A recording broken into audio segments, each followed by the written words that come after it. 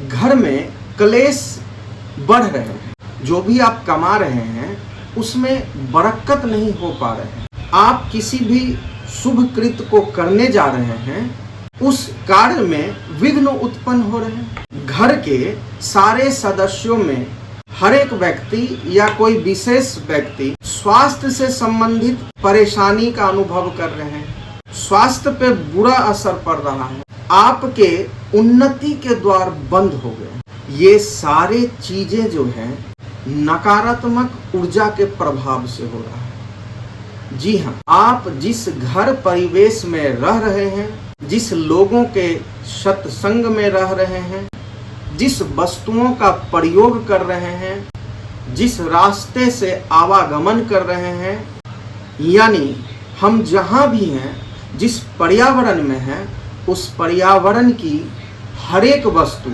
चाहे वह सजीव हो या निर्जीव हो, सब में दो तरहों की ऊर्जा अवश्य रहती है।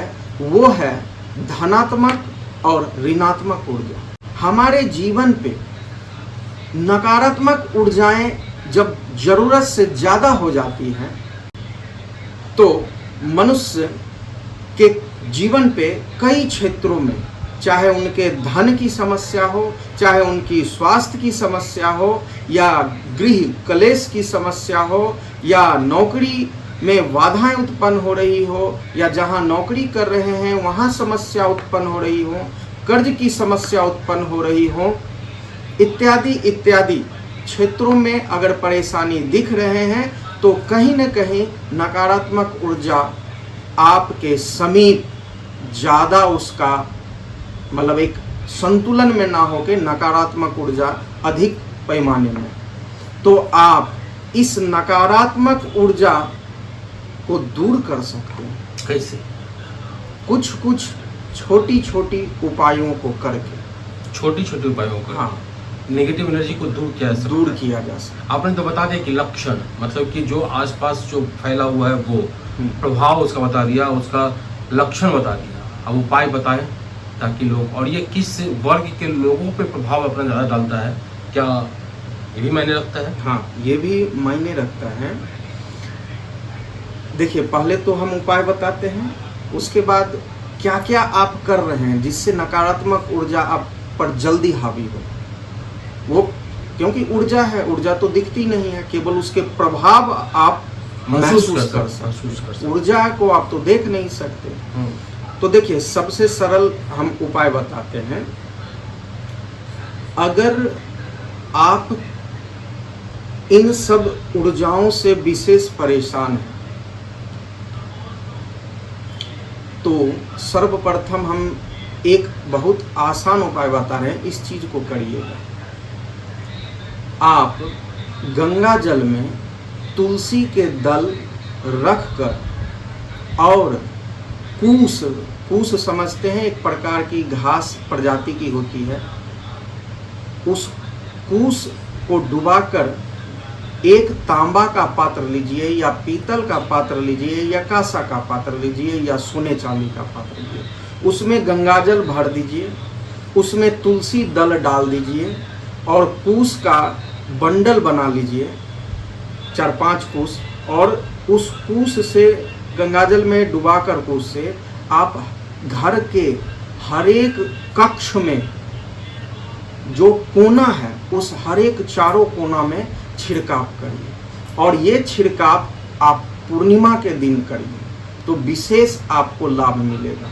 ये सबसे अचूक उपाय है घर के नकारात्मक दूर करने। दूसरा उपाय है कि पंचगव्य का निर्माण करिए, अर्थात अलग अलग गायों से हो तो भी होता है, लेकिन कोशिश करें कि 5 पदार्थ एक ही गाय से मिले तो वो सर्वोत्तम माना जाता है, उसका प्रभाव बहुत अधिक होता है और जल्द उसका प्रभाव मिलता है। तो एक ही गाय का दूध, एक ही गाय के दूध से दही का निर्माण करना है, एक ही गाय से घी, उसी गाय का गोबर और उसी गाय के मूत्र आप एक पात्र में 5 चीज़ों को मिश्रित करके मिलाएं और उसे भी आप घर में थोड़ा थोड़ा छिड़काव करते हैं तो इससे नकारात्मक ऊर्जा शनैः शनैः समाप्त होती है।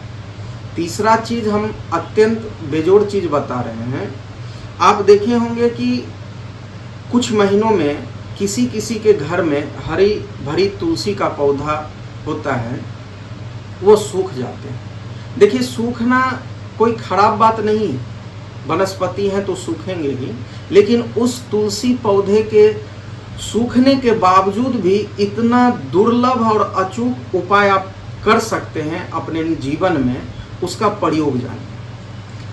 अगर आपको लग रहा है कि आपके बच्चों पे या खुद पे भूत बाधाएं हैं या आप कुछ महसूस करते हैं अगल बगल और उससे आपको खराबी हो रहे हैं जीवन में, तो आप क्या करिए कि बुधवार के दिन सूखी हुई तुलसी के जड़ को गंगाजल से धोकर और उसे चांदी के ताबीज में भरकर आप उसे गले में धारण करिए। अथवा चांदी में धारण नहीं कर सकते हैं तो तुलसी के जड़ को गंगाजल से धोकर हरे कपड़े में लपेटकर आपके बच्चे या खुद आपको लग रहा है कि हम पीड़ित हैं कुछ नकारात्मक प्रभाव से, तो उस तुलसी के जड़ को बुधवार के दिन आप धारण कर सकते हैं बताए गए 2 तरीकों से। या तो चांदी के ताबीज में भर के धारण करिए या हरे कपड़े में लपेट के धारण करिए। तो गंगाजल और कूश से प्रथम उपाय,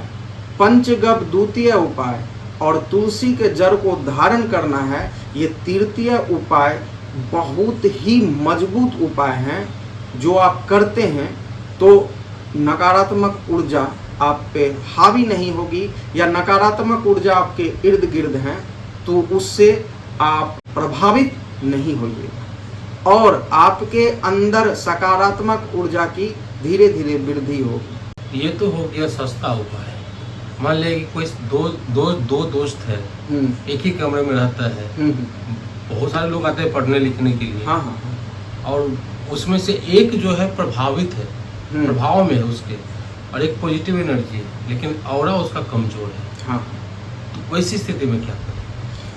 उस स्थिति में सर्वसाधारण उपाय है कि वैसे व्यक्ति गंगाजल को अवश्य उपलब्ध करें और शीशी में भर के हमेशा रखें और नित्य प्रतिदिन स्नान वाले जल में 1 कप या 1 ढक्कन गंगाजल मिला के अगर वो स्नान करते हैं या स्नान के बाद रोजाना गंगाजल का छिड़काव करते हैं, उस गंगाजल जिसमें तुलसी मिश्रित हो, और साथ ही साथ तुलसी मिश्रित गंगाजल को वो पीते हैं, तो अंदर से बाहर से कभी भी नकारात्मक ऊर्जा उन पे हावी नहीं होगी। इतना पावरफुल है, इतना गंगाजल है, इतना पावरफुल है, इतना पावरफुल है, पवित्र, बहुत ही पवित्र माना गया है गंगाजल। और कुछ धारण वगैरह किया जा सकता है? रत्न धारण आप कर सकते हैं। देखिए, रत्न भी धारण कर सकते हैं। तो रत्न होता क्या है कि ग्रहों की समय अवधि भी जब ऐसी प्रारंभ होती है, जैसे केतु या राहु